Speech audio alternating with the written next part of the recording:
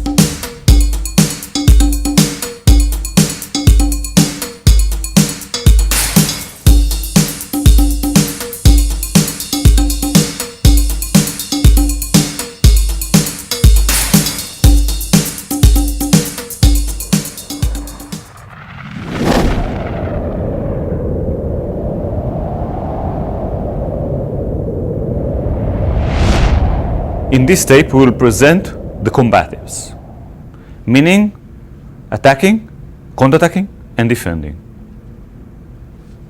We have a tool. When we have a tool, we can use this tool in different techniques. For instance, for us, a punch is a tool.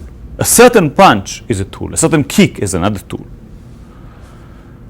The idea now is that we will be able to use all the tools in the body in different techniques, different attacks and different defenses. When we have a target, and we'll take this realistic equipment as a good target, we can hit the target in different angles.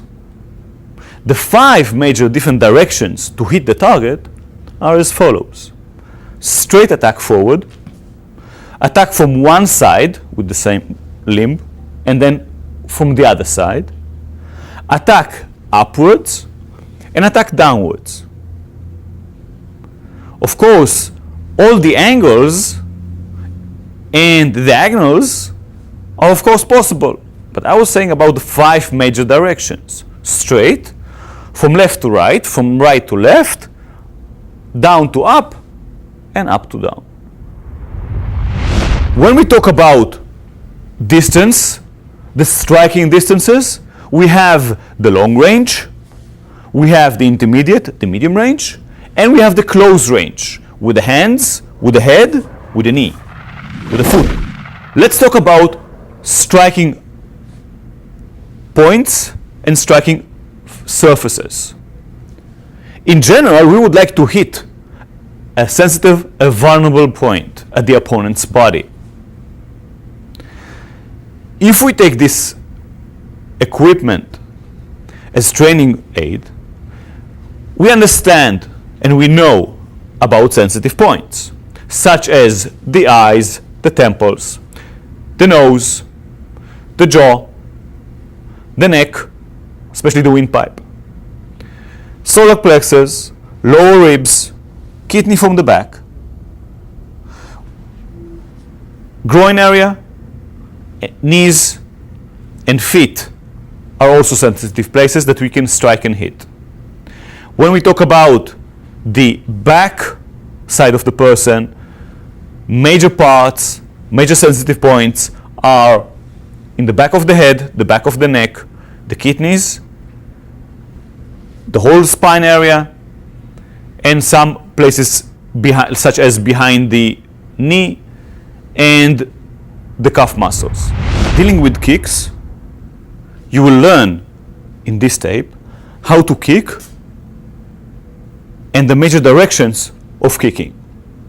Of course, with a kick with the leg, we can do more or less the same thing as we can do with the hand, which means to be able to attack from down to up, from up to down, from one side, from the other side, and straight forward.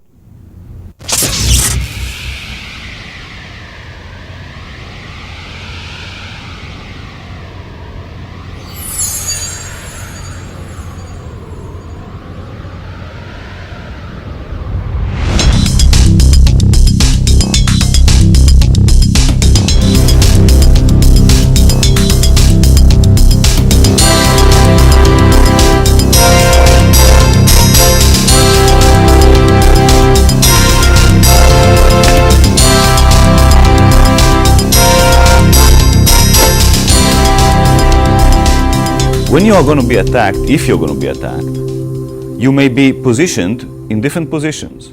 You may be standing just like we are standing now here. You may be more in a ready position, maybe in a fighting even position. But maybe the attacker will come from the side. If you'll have the ability to prepare yourself better to a fight, you should get into a fighting stance. In the fighting stance, both knees are a little bit bent, shoulder width apart between the feet. The back heel is raised, the forward foot is turned a little bit. From a side view, you will see these points, and notice also the position of the elbows, relatively low, protecting the area of the ribs. The palms are about chin's height.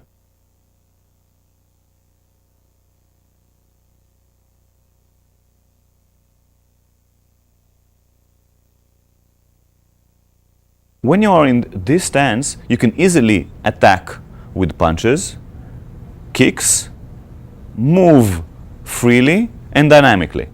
When we need to move while we are in a fighting stance, advance forward or retreat back, we will start with a leg in which direction we are moving. Moving forward, first front leg, then closing with the back, and retreating, first back, then forward.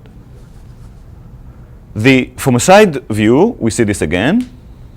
Moving forward, 1-2 with the legs, moving back, 1-2 with the legs, keeping the same stance all the time.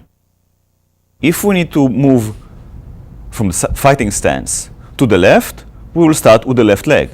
When we need to move to the right, we'll start with the right leg without crossing the legs.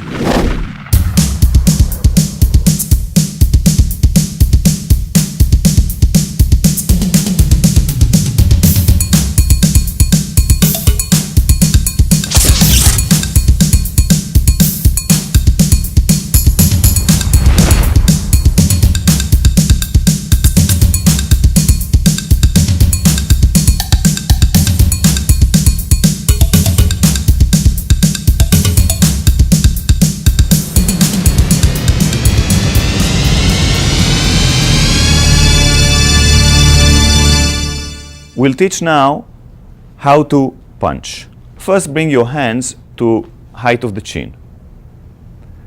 We'll start sending the hands forward and back lightly and slowly, keeping the palm vertical, keeping the hand vertical. Let's see this from a side view.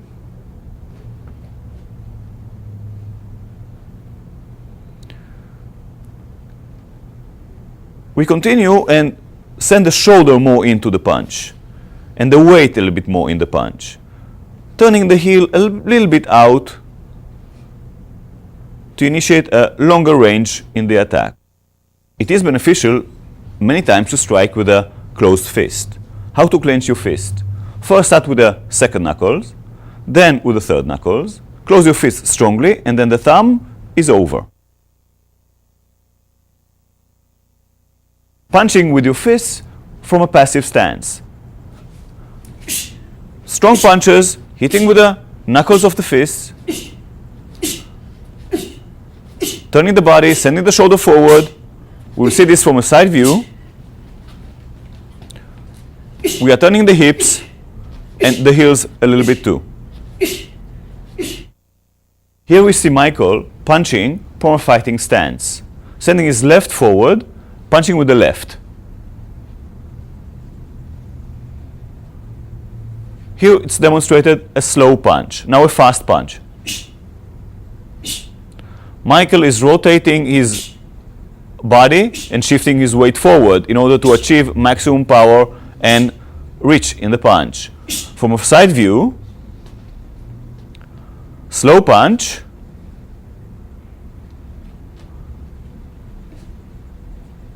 shifting the weight forward, rotating the body, turning the body to reach maximum reach and power in the punch. A fast punch,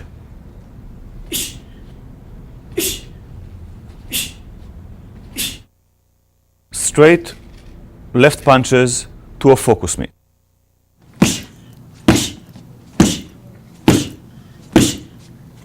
we emphasize fast recoiling of the attack. We demonstrate now punching with the right punch with a closed fist from a fighting stance. Michael starts with sending his hand forward, shifting the weight forward, and then turning the body. He is hitting with the two knuckles as with the left punch. His waist is turned and the heel of the back leg is turned a little bit also. With this he can generate a strong punch, shifting the weight forward. From a side view, we can see the punch clearly. His chin is tucked a little bit down to protect him from getting a knockout, a punch. Seeing this from the other side, we can see how his shoulder is being sent forward to gain maximum reach in the punch. Fast punches. A side view of a fast punch.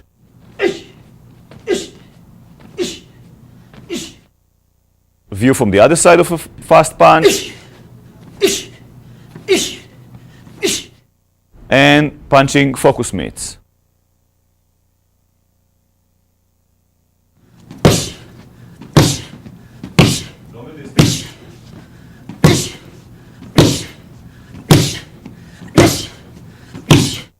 Michael is demonstrating now a combination of two straight punches left and right.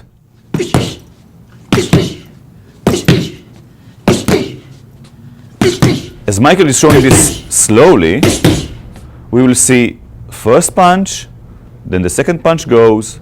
The switch between the two punches occurs halfway between Michael's face and the target.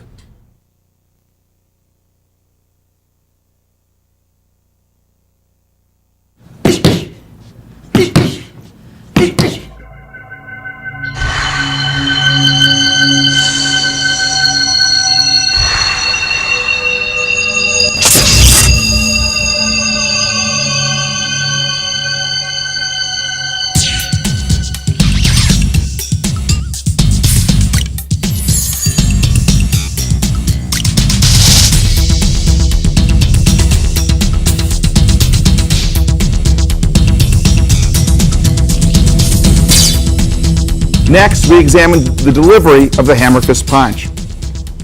It's important to note the name hammer fist punch comes from the physical characteristics of a hammer.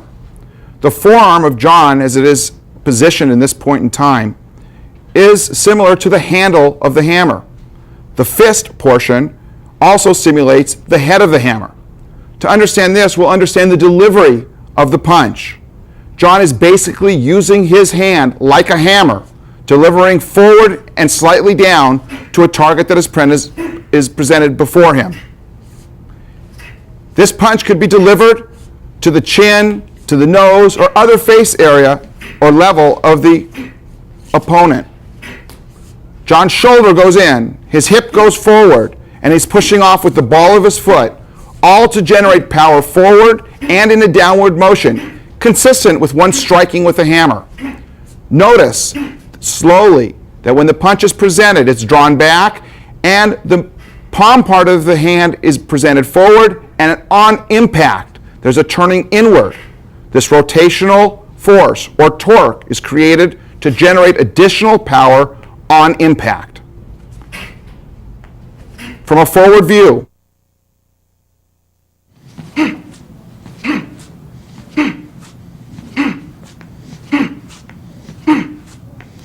the striking surface of John's hand is the meat part of his hand, which he will touch now.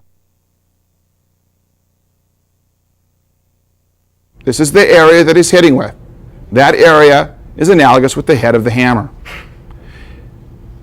From a passive position, you can see this strike delivered to another target area. For instance, if someone is low, this strike can be delivered in front of the body and downward. In this position, John is making essentially the same strike, but because the punch is being delivered downward, John is dropping his weight accordingly.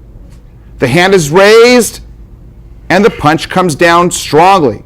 It could be to the back of the head, or neck area, or even between the shoulder blade. From this view, we can examine another possibility in the delivery of the hammer fist punch. If the threat is to the side, but beyond the distance that is appropriate for an elbow strike, John will employ the hammer fist punch to cover distance quickly and deliver and reach the target that's at a further distance. John uses the hand swinging up and turning in. His weight is shifted toward the target. His hip and shoulder roll out to make power in this punch delivered to the side. He also lowers his head so that he is protected slowly behind the delivery of the punch, so that it would be more difficult for him to receive a blow from the opponent. This punch can also be delivered from a passive position and can be followed up with further attacks.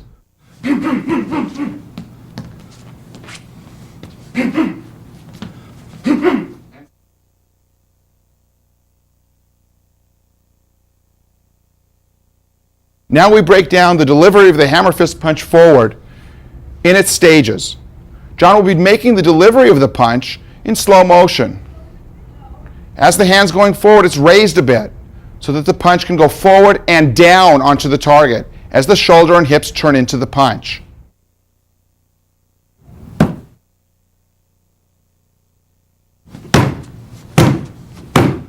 Now examining the hammer fist punch downward for a low target. The delivery of this punch is down. The weight will be dropped down. The hand is presented over the target, and it starts to go towards the target with the palm down. Before actually making impact, the hand is rotated to hit with the meat part of the hand, the head of the hammer, so to speak, to deliver maximum power from the rotation that's included in this strike. John's weight drops sharply.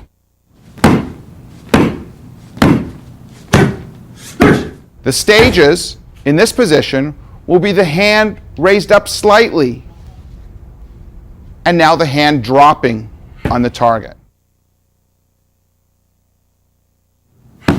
In conjunction with the sending of the hand down, John drops his weight, and the meat part of the hand, passes through the target.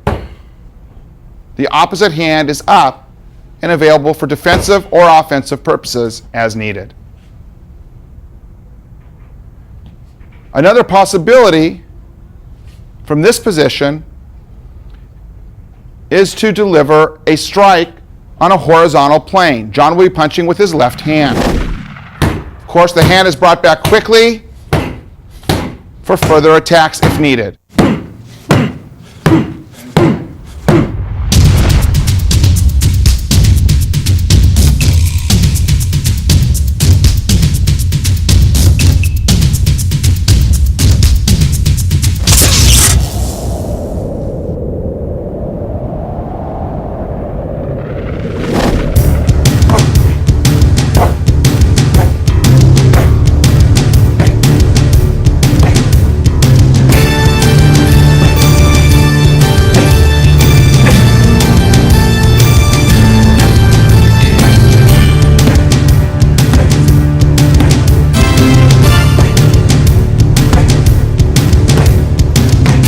Punch is an important tool in the fight because of the power that can be generated in a relatively short distance.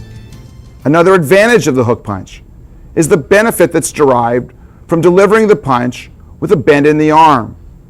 This bend in the arm, the hook so to speak, allows you to pass around any possible defenses in order to hit the target. The body is turning into the punch, pivoting on the feet, turning the hip and shoulder in, along with the hand being exploded towards the target.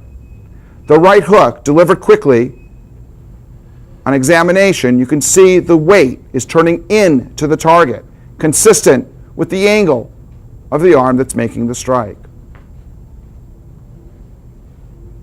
The left hook. This hook drives power from the pivoting on the forward foot, the turning of the hip inward, and again, the shoulder being offered and the hand moving as quickly as possible towards the target. From this frontal view, we'll look at both hooks, the right and the left, being delivered quickly.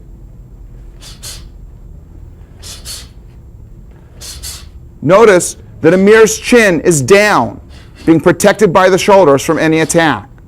The rotation of his shoulder, his hips, generated by the turn in the feet or the pivoting of the feet, contributes greatly to the power in this situation.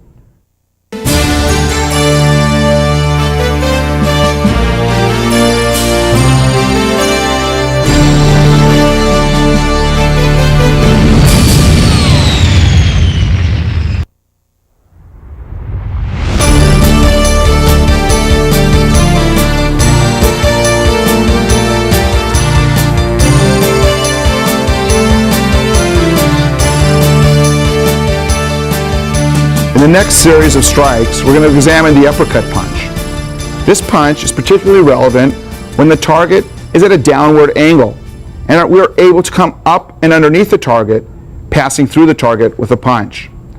This punch can occur at an intermediate range or at a very close range with either the forward hand or the back hand. It is particularly important to note how the legs play a vital role in the delivery of this punch. Since our punch is going up, our weight also must be transferred up with the punch and through the target. Close examination first of the right uppercut.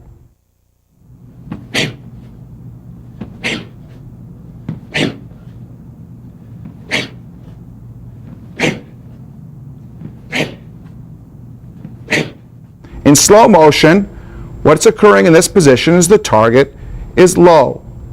Amir lowers his body with his weight in the right leg and also in the forward leg. The body then shifts forward towards the target, with the hand leading the punch as the body is being raised. The punch travels through the target area and extends a bit forward. The striking point are the first two knuckles, consistent with the straight punches that have been discussed earlier. A side view of the right uppercut.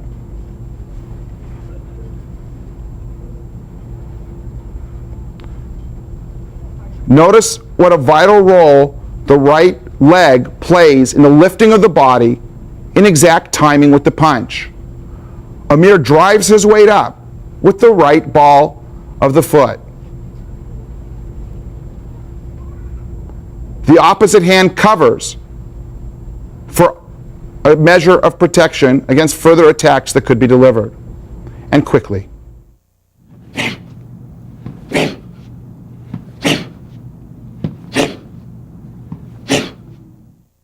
Looking forward, we can examine the uppercut punch being delivered with the forward hand. Although this does not offer as much power, the shifting of the weight and the driving of the leg contributes to a powerful strike.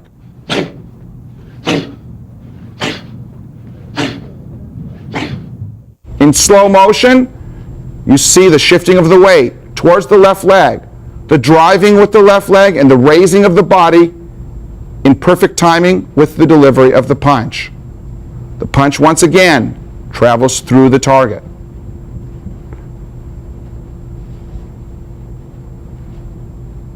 And a side view of uppercut with the forward hand.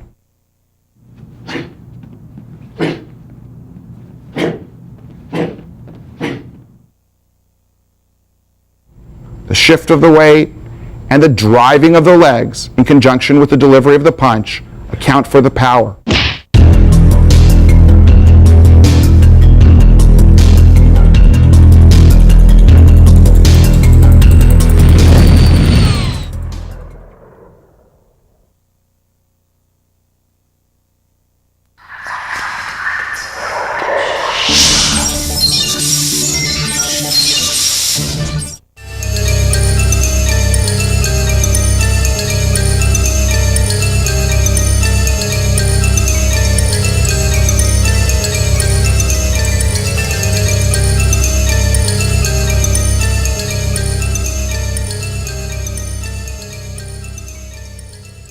In this scenario, we're going to deal with close range attacks, specifically elbow strikes.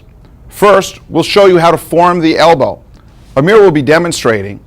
He's going to bring his hand into the shoulder area, developing a strong elbow, which will be the striking implement in this particular set of exercises. The elbow is hard, and it's a good striking implement because it's relatively small and can penetrate a target.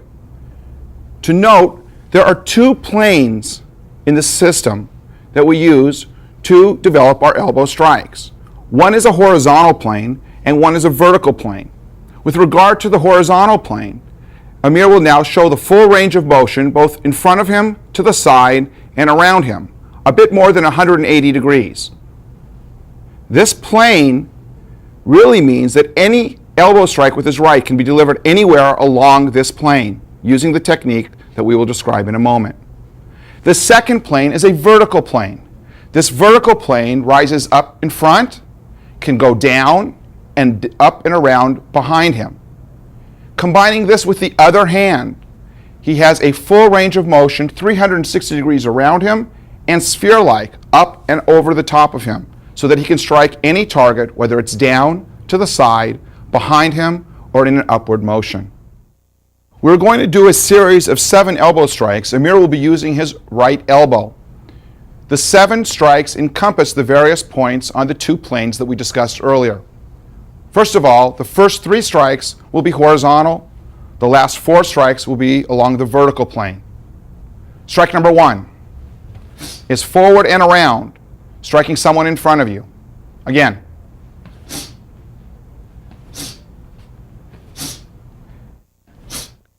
And the second strike is to the side.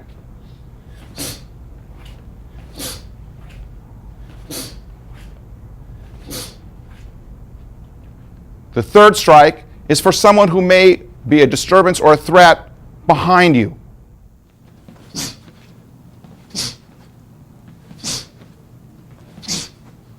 Very good. Side.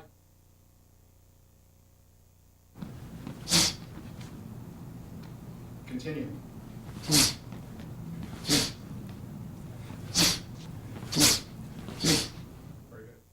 In this scenario, we're going to demonstrate the first 3 strikes along the horizontal plane. Notice a few things. Notice the striking area Amir is going to be presenting to the target. He will be striking in front of him, to the side, and to the rear. He also is looking to see where he is striking before he sends the strike. And before actually delivering the elbow, he is looking and covering himself so he does not expose himself to further danger.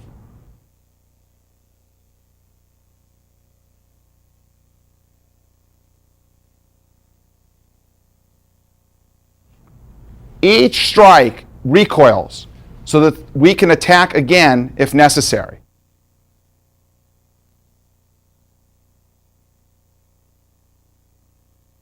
In this scene, Amir will be demonstrating the last 4 in our series of 7 elbow strikes. Strike number 4 will be to the rear and to the solar plex area. Strike number 5 will be to the throat or face area, to the rear. Strike number 6 will be forward and to the face area or throat area.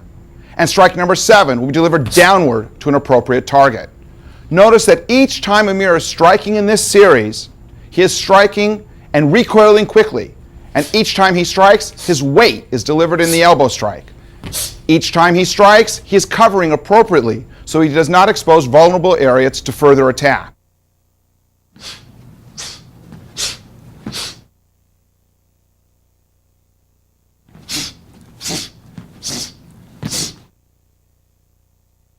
In this next series, Amir is going to be demonstrating the last 4 strikes in our series of 7.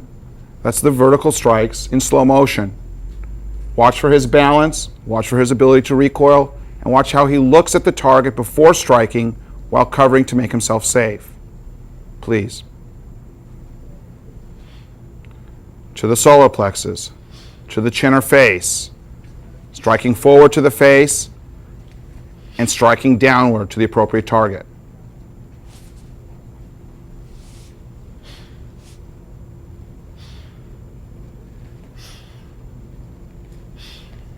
A side view reveals his balance the power that's generated in a short distance, and how he covers and looks to be safe. An important element in striking is to use a variety of weapons. In this view, Amir is attacking John. You see the distance between them. He is closing the distance with longer weapons, such as straight punches. When he's in close, he's using intermediate range weapons, such as hooks and uppercuts, that can be delivered to the face, head, or body. When he's very close, he's delivering elbow strikes for infighting. And when he's even ultimately closer, he could use his head as a weapon. And on the way out, he follows the same principle in reverse. Intermediate weapons to long-range weapon.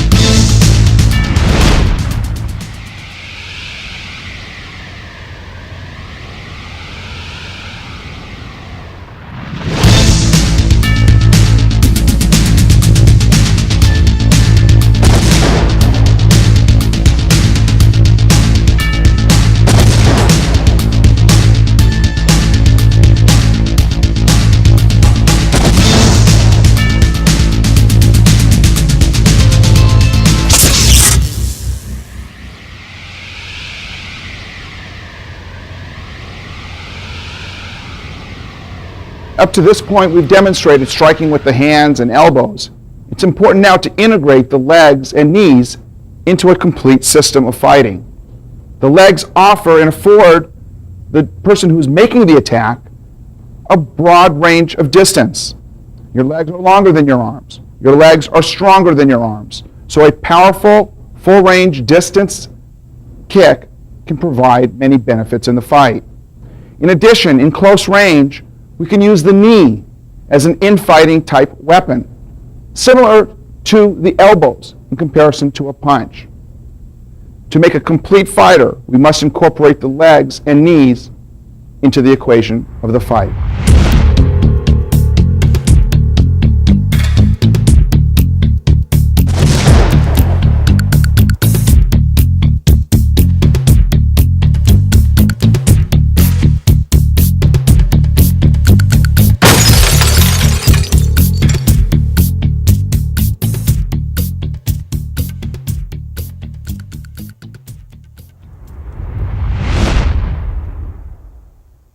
In this next scene, we view front kick to the groin. In this scenario, we're kicking up and underneath the groin, and the kick is rising. Generally, the kick is delivered with the instep of the foot, approximately at the same area one would tie their shoes. The knee controls how high the kick is going, and the knee should rise above the target level. The leg opens, and the power is delivered up and through the target. As much as possible and as much as is comfortable, we try to emphasize to keep our hands up to protect our upper body. Elbows are in to protect the rib area. The hip comes forward, which is much like our right shoulder advancing towards the target when we punch. Note what is occurring with the base leg. As the kick is on its way being delivered to the target, the base leg, the heel of the base leg, turns inward so that the hips can extend forward and deeper to develop greater range in the kick and greater power. You can land forward depending on if you make contact and it's appropriate to do so, or in some situations it'll be appropriate to recoil and bring your leg back and behind you. In either case, one should be ready and prepared to follow up with counterattacks that are appropriate for the circumstances. In slow motion, reviewing the kick in its stages, the knee rising and the leg opening and closing, our hands staying up to protect us, and also leaving our hands in a position where we can give further attacks. If we're close, instead of the top of the foot being the striking area, we can strike with the shin. The shin is a very hard surface area and can do great damage to the groin.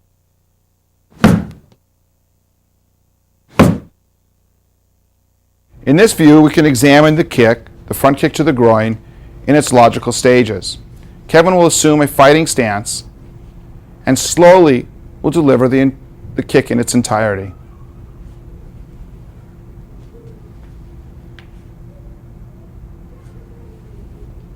A side view.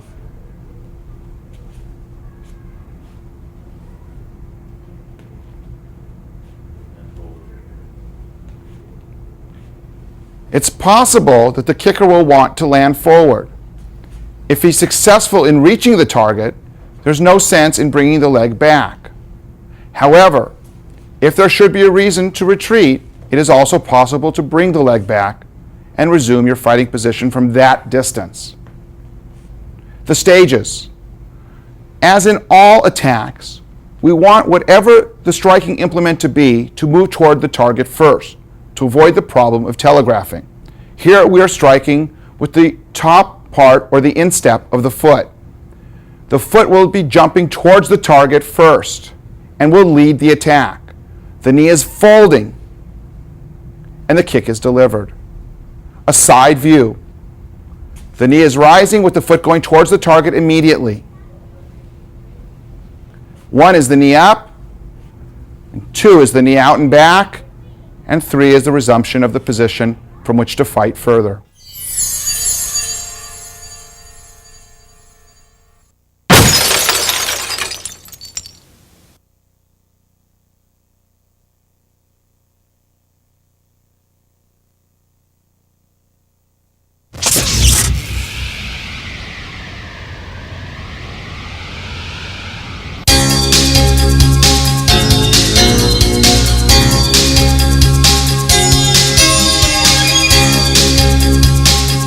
In this next section, we deal with the instruction of roundhouse kicks. Like all other striking methods in the system, we want to be able to hit a target from any possible angle and at varying distances.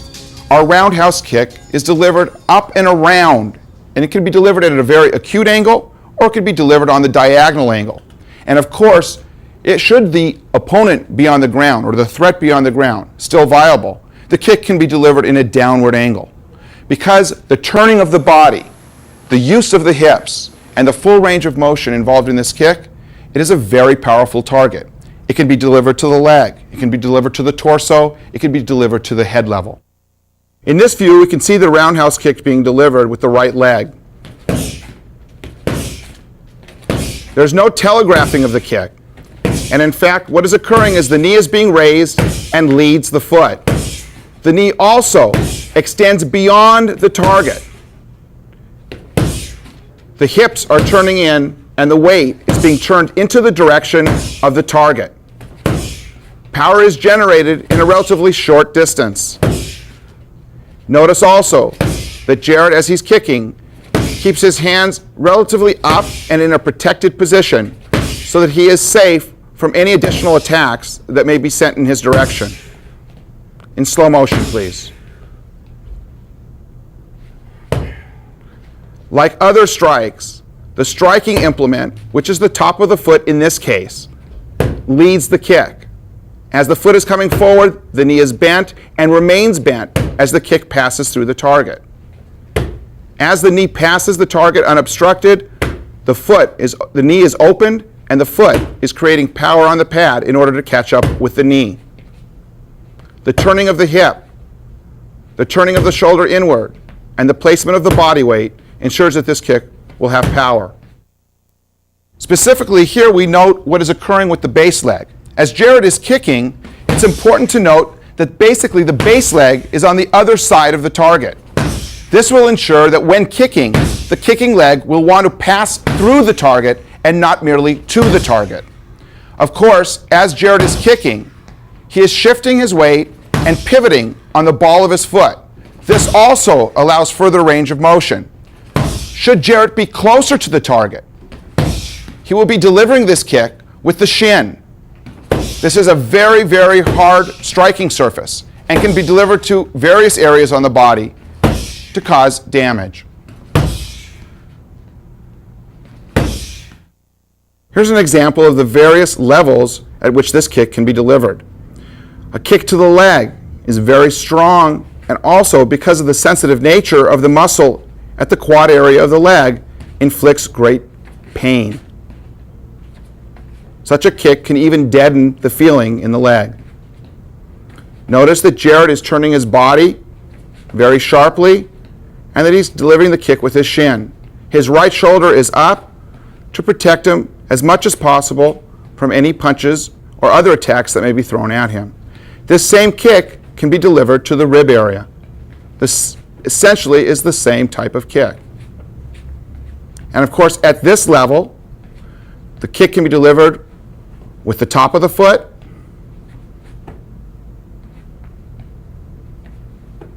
or even the ball of the foot.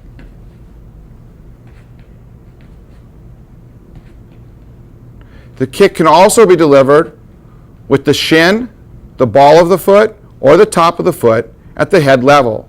With Wade's hands in this position, Jarrett will deliver the kick around Wade's left arm. He is using the foot in a flex position and kicking with the ball of the foot to reach the target, up and around the raised arm of Wade. If Wade's hands are lowered, and if Jarrett prefers, he can kick now with the instep. It's not necessary to go around any possible block or defense. And of course, as demonstrated earlier, you saw that Jarrett can deliver the kick with the shin to the face. In this view, we can see the development of the kick. Comparing it to the front kick, it's similar in nature, very similar. In fact, the front kick is delivered on a vertical plane forward. As the angle of the kick changes towards the diagonal, it's now approaching a horizontal angle. It becomes the round kick.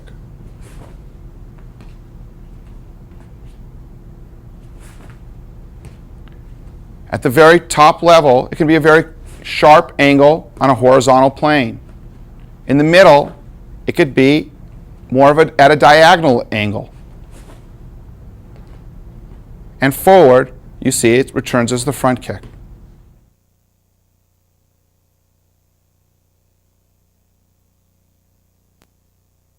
In this view, we'll examine the round kick delivered with the forward leg.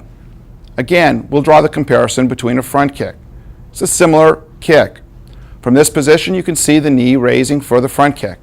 The front kick is being delivered and is raised in a vertical target forward. From this position, once the kick is placed on the diagonal angle, you can see the formation of the round kick. The appropriate turning of the body to accompany the direction of the kick is incorporated.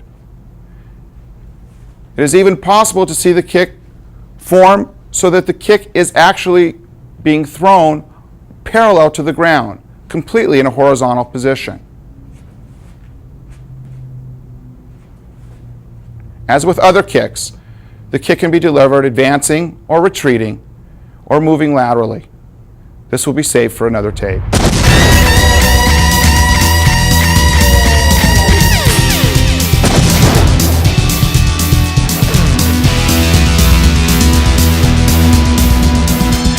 We are presenting you now with another set, another family of kicks. This time, the kick will be striking to the target in a straight line. We call this the family of stomping kicks. So the attack can be directed to different directions. For instance, stomping down, hitting down towards the target. Hitting forward straight towards the target. Hitting sideways straight to the target, and hitting backwards in a straight angle, in a vertical angle, hitting the target. So all the time, this family is striking the target in a vertical line, pushing it, destroying it.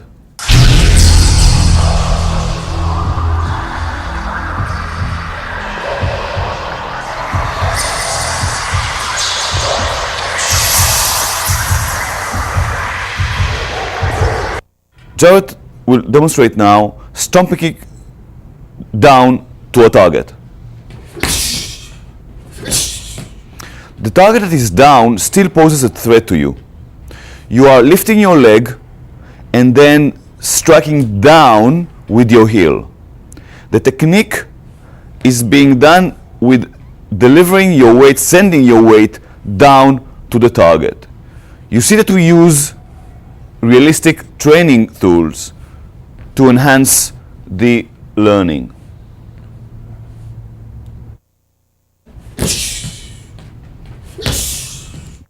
Note the raising of the knee when the person starts to kick.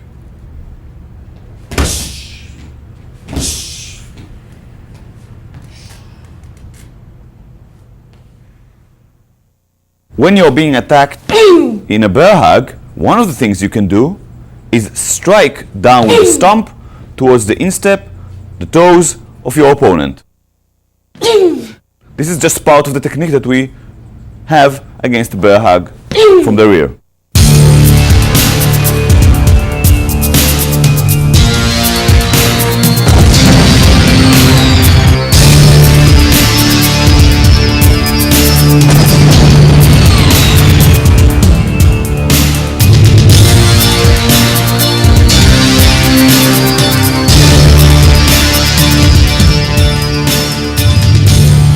Mani will demonstrate now, from a passive stance, a defensive kick forward.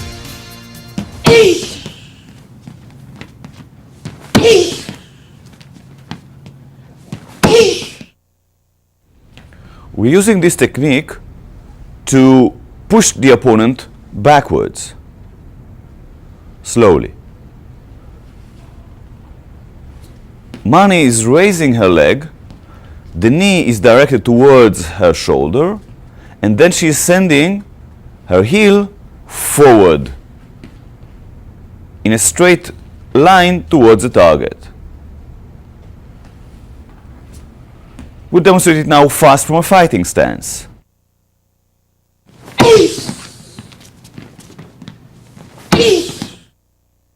This technique is excellent against an advancing attacker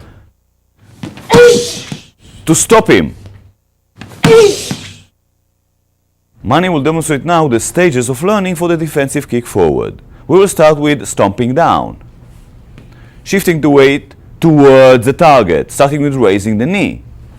Now the kick will come more and more forward and up, as if the target is rising, and a bit higher. Notice that Mani is bringing her knee towards her shoulder, and she's shifting her weight more and more forward to create more of a push and more of a stronger kick towards the target.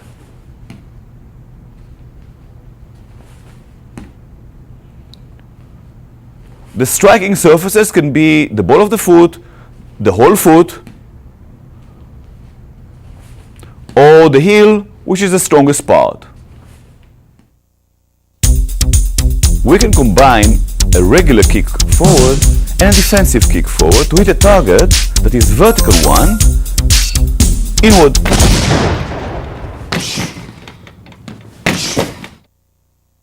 Jared is lifting his knee and then kicks forward with the ball of the foot.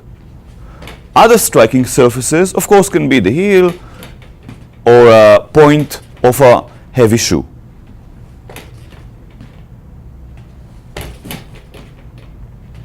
And now with the forward leg. From a correct distance, Jared will kick fast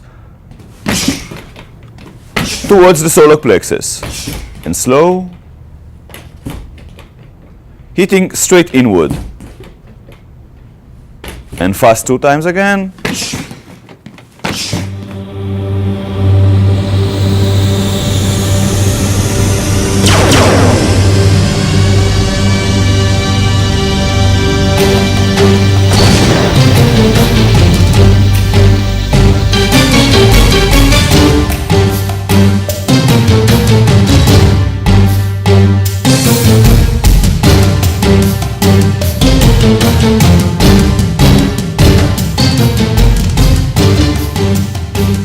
Demonstrate now a defensive kick backwards.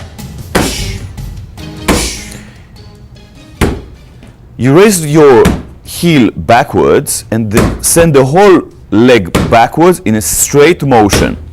You must be looking towards the target, hitting with the heel, and the toes should be as much as downwards as possible.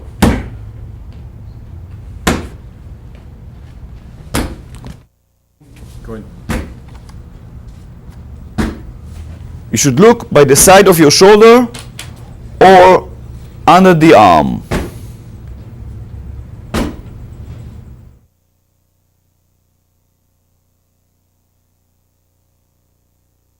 Jared will demonstrate for us now the learning stages of the defensive kick backwards. We will start with raising the heel backwards.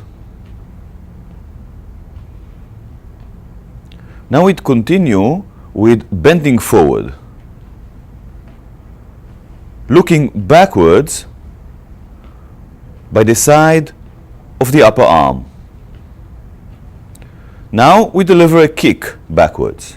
It is a straight kick backwards, sending the heel straight from the area that it brought to the target.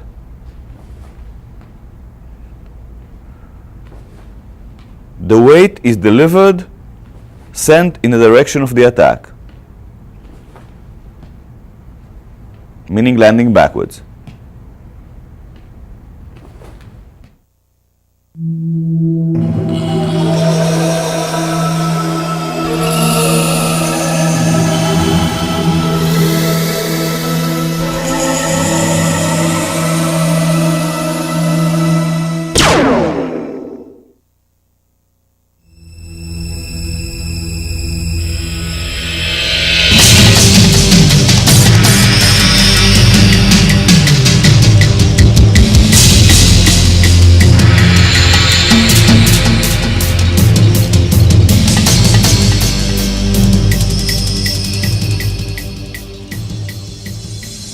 Jared will demonstrate for us another member of the family of the stomping kicks. This is the side kick. And slow, we see that Jared is lifting his knee forward, then pivoting at the hip joint, sending the heel directly from the hip to the target. To initiate a strong hip movement, he is also pivoting at his base foot. The weight and the hip are directed towards the attack, towards the target.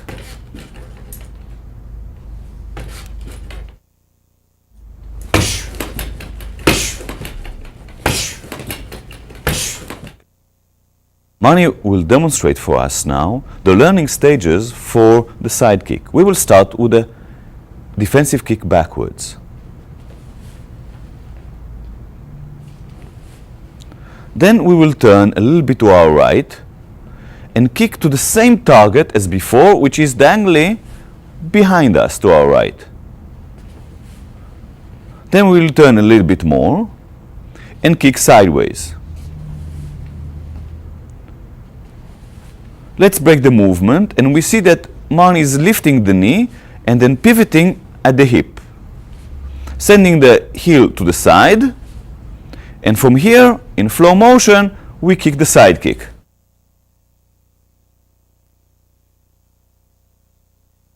The side kick can be delivered to different heights, such as the knee of the opponent. We are also bending our base knee, or at the midsection, the lower ribs of the opponent, or even up to his head, if you are flexible and able.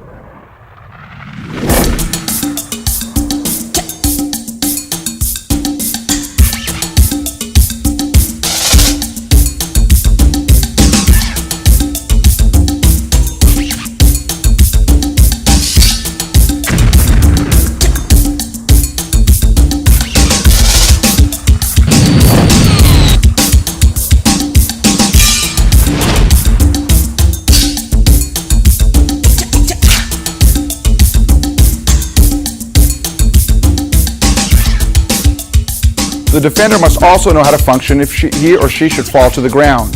Wade gives an example of someone who is down, but he puts himself in a readied position to deal with an aggressor who approaches him. At this point, Jared is approaching with the pad. Front kick is delivered sharply from the back position. You can see how Wade is shifting his weight onto the forward leg, that's the base leg, as he sends his hips forward and into the kick. The rhythm now can be broken, and you see the position is changed. Wade is more on the side and delivering something between a side kick and even a defensive front kick. Notice the defensive positions of his hands and how he rocks forward to put his weight in the kick. In this position, we watch as Wade is moving his body in order to deal with an aggressor who's attempting to change the angle of attack. As Jarrett moves to find a better way of attacking Wade, Wade is able to move in such a way that he's keeping the more vulnerable parts of his body, like his head and neck, at a further distance from the attacker. Less vulnerable target areas, such as the legs and feet, are presented towards the attacker so that less injury can be caused by any possible attack. In addition, when striking, if the strike is to a small target area, generally the foot is placed horizontal to the ground, parallel with the ground. This provides for a larger striking area on a smaller target. If the strike is delivered to a larger target area, the toes can be upward, similar to that of a front kick. That is due to the larger target area. In addition, once it is safe to do so, Wade can regain his stance by raising himself in an appropriate way to deal with the threat.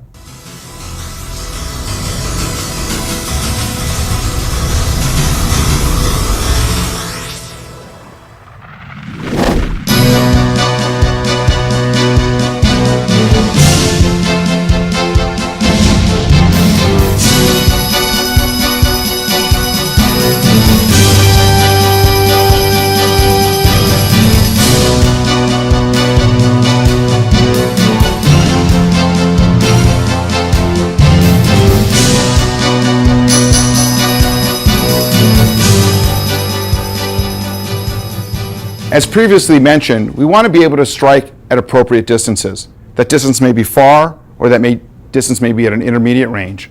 And of course, we must operate in close. When we were talking about punches, we were making long punches, and when we got in close, we reverted to the elbow strikes or even a headbutt. Now, in addressing what we're doing with our legs, at a further range we're kicking, and as we get in close, we make the variation and change to using our knees.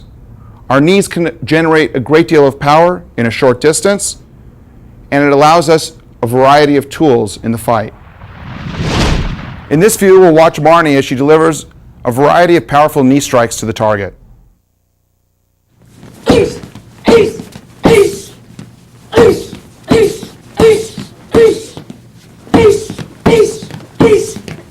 Notice that when she's striking, she's using the actual front part of her knee. The knee is pointed, and the foot shoots off the ground and springs forward to deliver a powerful knee. She's pulling the opponent forward while the knee comes up to meet the target. It's a spring-like action, and she gains power from the ground as she springs up and forward to the target. The knee is pointed. The striking area is the knee itself, not the thigh. This smaller striking area offers more penetration than the larger area, such as the thigh. Also, it is a much harder striking surface than any other possible option in that area. Marnie will now demonstrate a series of knee strikes slowly. First, the catch. You see, as Marnie is delivering the right knee, she is pulling the target towards her. The combined force of the pulling of the target and the outward delivery of the knee gives greater power.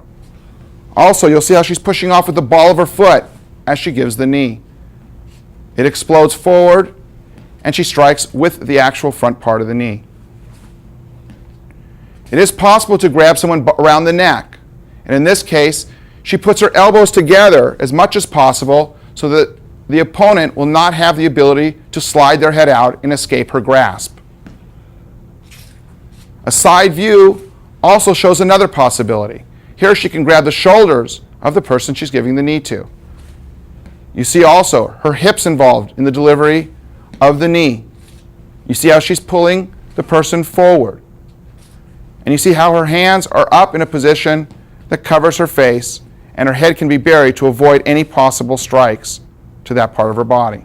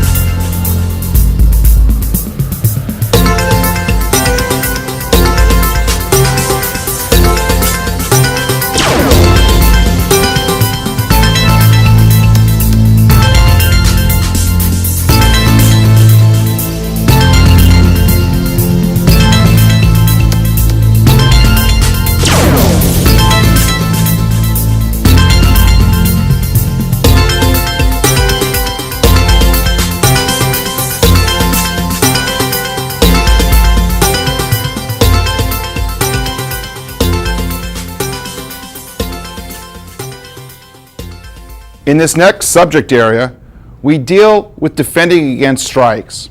In particular, we're dealing with those strikes that come from an outside angle in. The exercise is called 360-degree defense because we are defending at a 360-degree range around us. This exercise is also used as a training method to develop peripheral vision so that we can pick up on movement on the outside.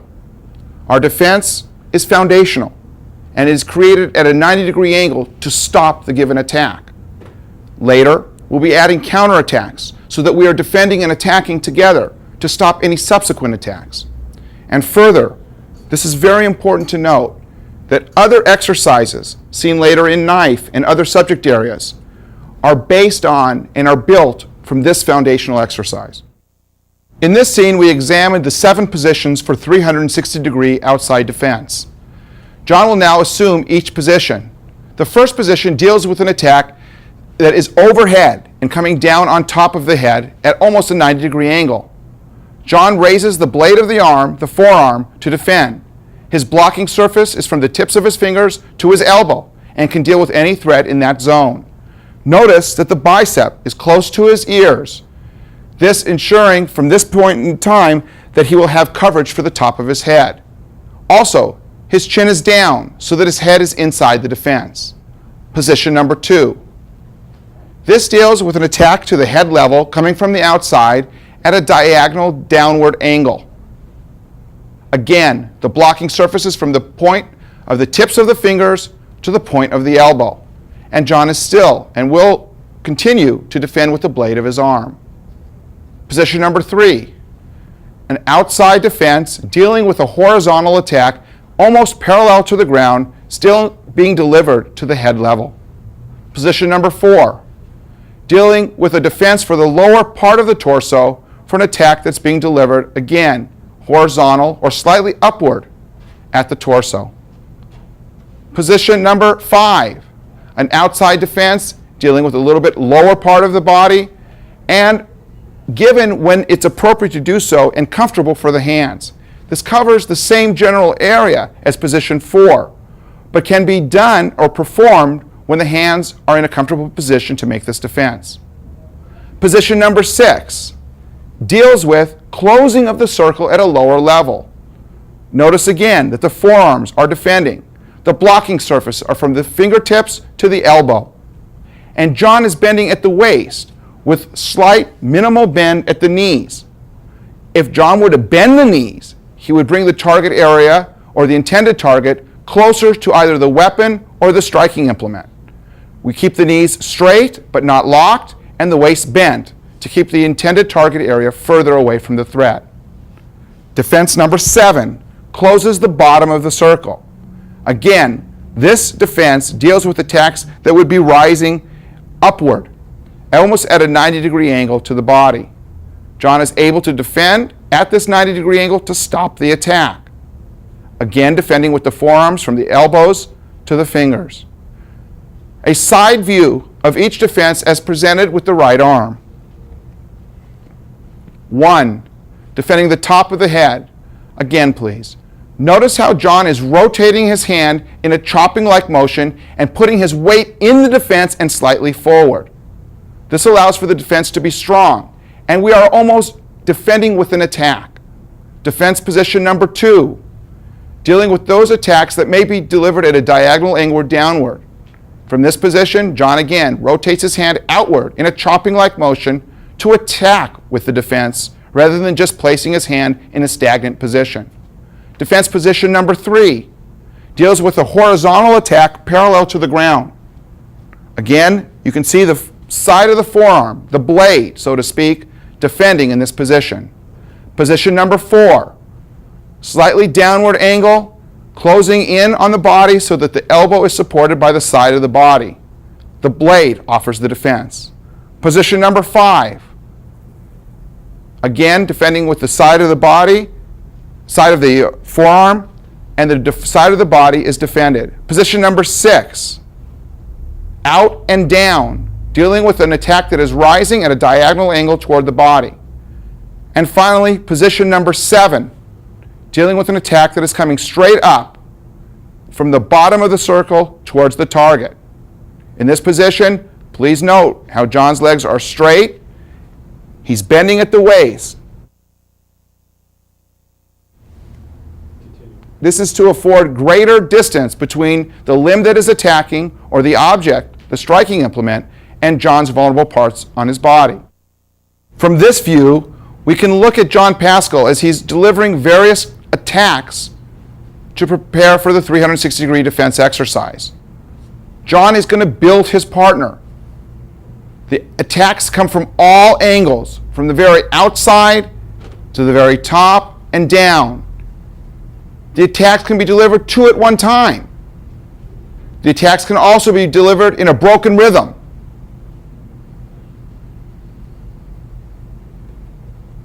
Two arms or single arm.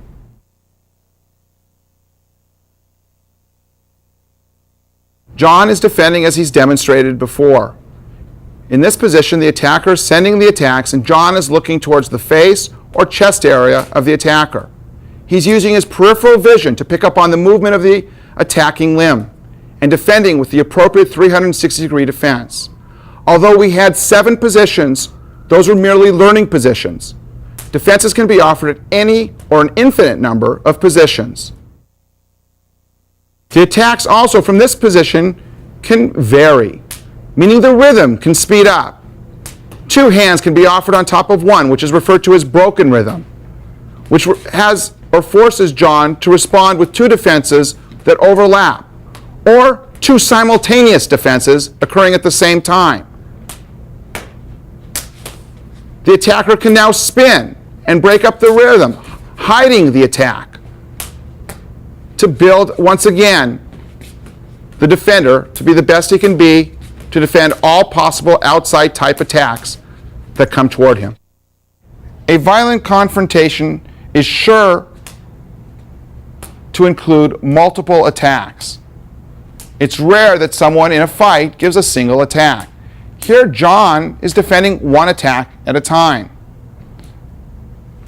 In our theory of defense, we realize that we want to be able to combine the defense, as John is now performing, with the counterattack.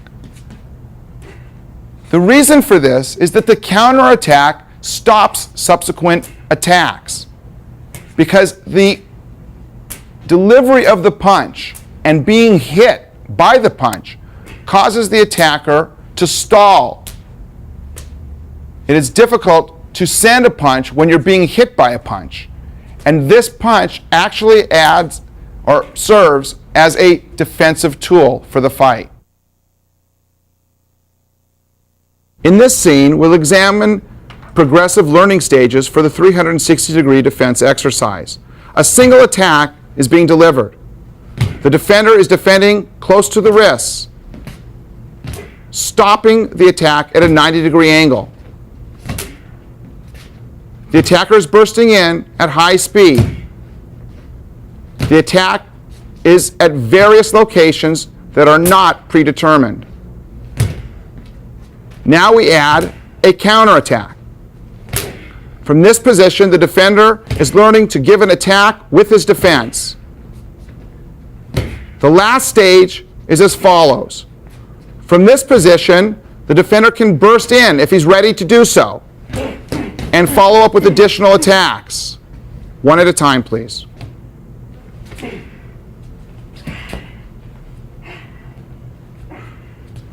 From a basic exercise, we're developing the tools you need to make the fight.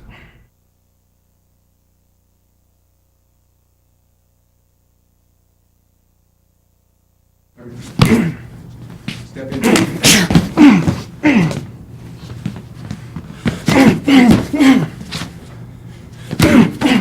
No punches here.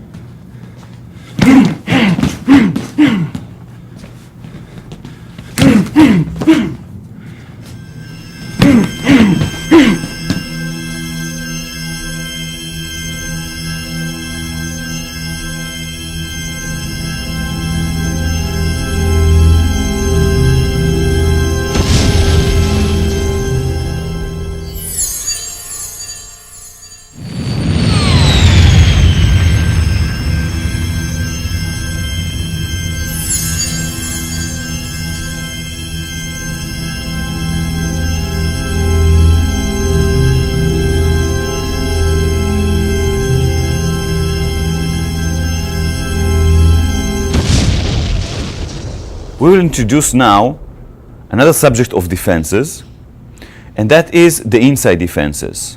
Before we were talking about what happens if the attacker is coming from the sides and we were blocking the attacks. But what if the attacker is coming with a straight punch to hit you? Michael will show the defense. Michael will demonstrate now the hand defenses against straight punches. From a passive stance with the hands high, shoulder width apart, and about chin level, he will defend the straight punches. You send your palm diagonally forward. You will make contact first with the area of the back of the hand or the wrist of the opponent and slide to his forearm.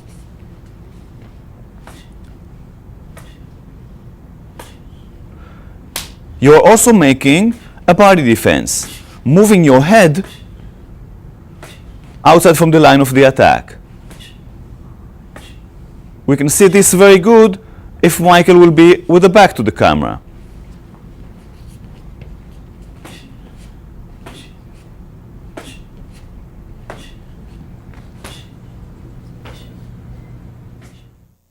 That's the way the inside defenses look from a fighting stance and fast.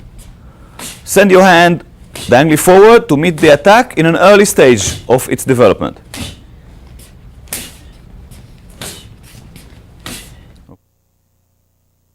This is the first stage of learning. Now we add the body defense, moving the head to the opposite side as the defending hand moves. This way, the attack will miss you. So you have two enhanced defenses, the hand defense and the body defense.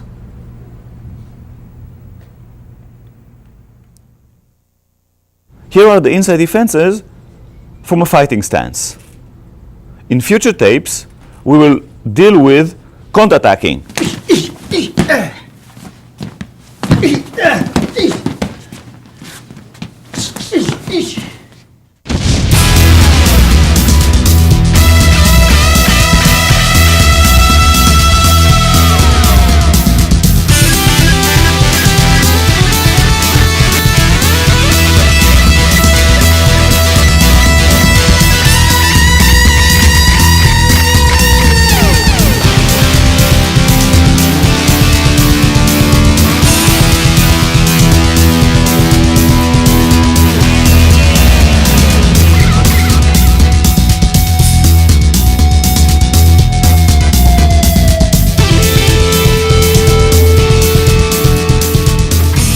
These were the combatives. These were the tools that you need.